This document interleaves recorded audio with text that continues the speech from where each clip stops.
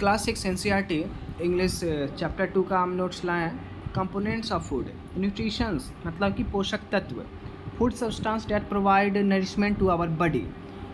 देखिए, food substance मतलब भोजन की जो भी हमारे पदार्थ हैं, और प्रोवाइड नरिशमेंट मतलब पोषक तत्व, ओके, हमारे बॉडी को यानी कि हमारे शरीर को पोषक तत्व जो भी प्रदान करता है, उस भोजन की चीज़ों को, वस्तुओं को हम लोग क्या बोलते हैं? पोषक तत्व बोलते हैं। ये न्यूट्रिशंस मतलब पोषक तत्व। द मेजर न्यूट्रिशन मतलब मुख्य जो हमारे पोषक तत्व हैं हमारे भोजन का, वो है क्या? Carbohydrate, protein, fats, vitamins, minerals, ये सब चीज़ें।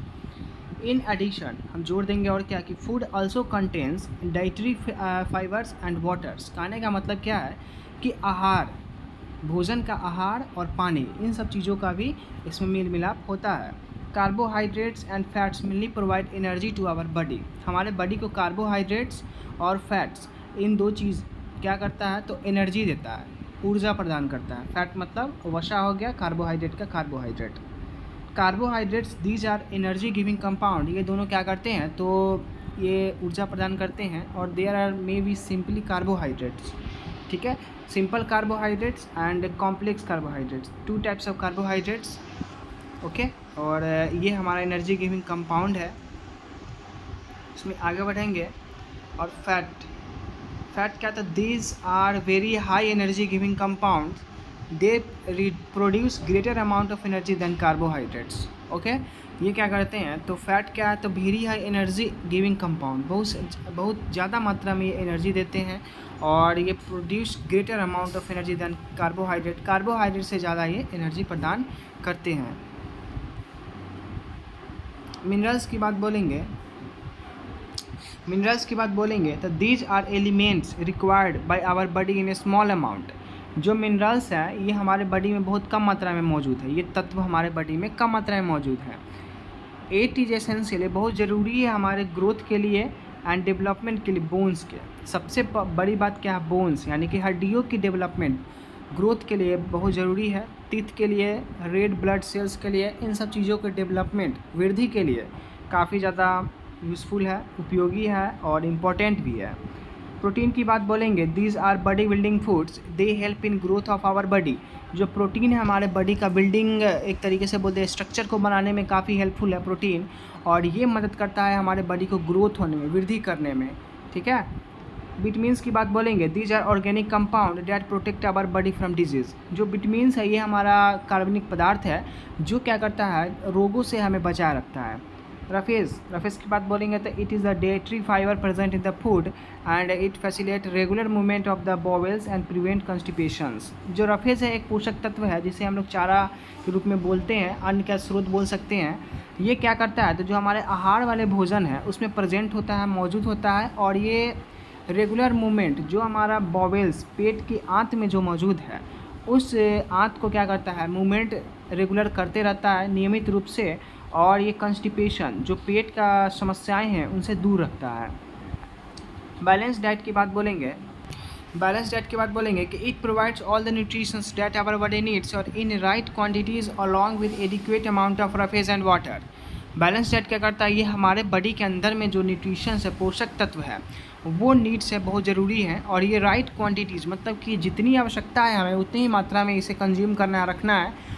अलॉन्ग विद एडिक्वेट, पर्याप्त मात्रा में हमारे बॉडी के अंदर में जो पोषण के तत्व है और पानी है, इन सब चीज़ों को कंज्यूम करके रखना है। ये चीज़ का काम करती है बैलेंस डाइट। अब डेफिशिएंसी डिजीज़, खराब रोग क्या है? These are the disease cause due to the lack of requirement nutritions for a long period in the diet. जो नीचे दी गई हैं ये सारी चीज़ें क्या करती हैं? तो बहुत काफ़ी लंबे समय के लिए जो किसी चीज़ की कमी के कारण होती है, उसे ही हम लोग बोलते हैं ये डेफिशिएंसी डिजीज़, ओके, खराब रोग। सम न्यूट्रिशंस डेफिशिएंसी डिजीज़, जो पोषक तत्व के कमी के कारण होते हैं, वो कुछ रोग हैं। प्रोटीन की कमी से क्वाशियोकर होते हैं, जो stunted growth, thinning of legs, protruding belly. कहने का मतलब जो हमारे ग्रोथ है, वृद्धि है, उसे रोक के रखता है। थिनिंग ऑफ लेग्स, जो हमारा पतली जो पैर है वो होता है, और प्रोटीनिंग बेली, हमारा पेट जो फुला हुआ निकलता है, वो चीज़ें। फिर प्रोटीन एंड कार्बोहाइड्रेट्स, इसके कारण मैरास्मस होता है जो complete partial arrest of growth को ये पूरी तरीके से रोक देता है हमारे बॉडी का जो बोन्स है उनकी, और लैक ऑफ एनर्जी मतलब हमारी ऊर्जा में कमी लाता है, हमें ऐसा फील कराता है कि हम आलस से भरे हुए हैं।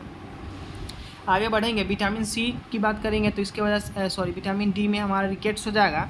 ये बॉड लेग्स और बेंड स्पाइन, फिर डिफॉर्म बोन्स और जॉइंट्स। कहने का मतलब बॉड लेग्स ये झुकी हुई पैर, बेंड स्पाइन जो रीढ़ की हड्डी हुई झुकी हुई, और डिफॉर्म आर जॉइंट्स कहने का मतलब जो टूटी फूटी होती है उस तरीके से नज़र आती है वैसा जॉइंट, कहीं जुड़ना कहीं और से है, हड्डी जुड़ कहीं और से गया, तो इन सब चीज़ों को हम रिकेट्स में रखते हैं विटामिन डी में।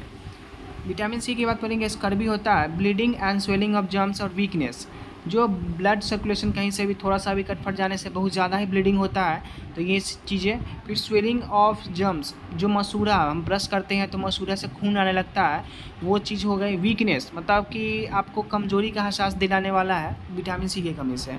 आयोडीन की बात बोलेंगे तो गेटर क्या करता है, तो इनलार्जमेंट ऑफ थायराइड ग्लैंड, जो हमारा थायराइड ग्रंथि है उसे बढ़ा देता है, बड़ा कर देता है, और रिटार्टेड ग्रोथ, ये क्या करता है, ग्रोथ को जो है रोके रखता है, कम कर देता है आयोडीन की मात्रा से। आयरन की बात बोलेंगे तो एनीमिया होता है आयरन की कमी से, जो फैटिक, लॉस ऑफ एपिटाइटिस और पेल स्किन, मोटापा हो जाता है, फिर लॉस ऑफ एपिटाइटिस, भूख की कमी आना और पीलापन पड़ जाना स्क्रीन पे, त्वचा पे, इन सब चीज़ों का कुछ ये समावन होता है इसमें। ठीक है, चलिए आगे बढ़ेंगे और अब देखेंगे कुछ नहीं है अब। तो सेकेंड चैप्टर का हमारे पास नोट्स था आप लोगों के लिए, अब थर्ड चैप्टर का नोट्स लाएंगे आपके साथ।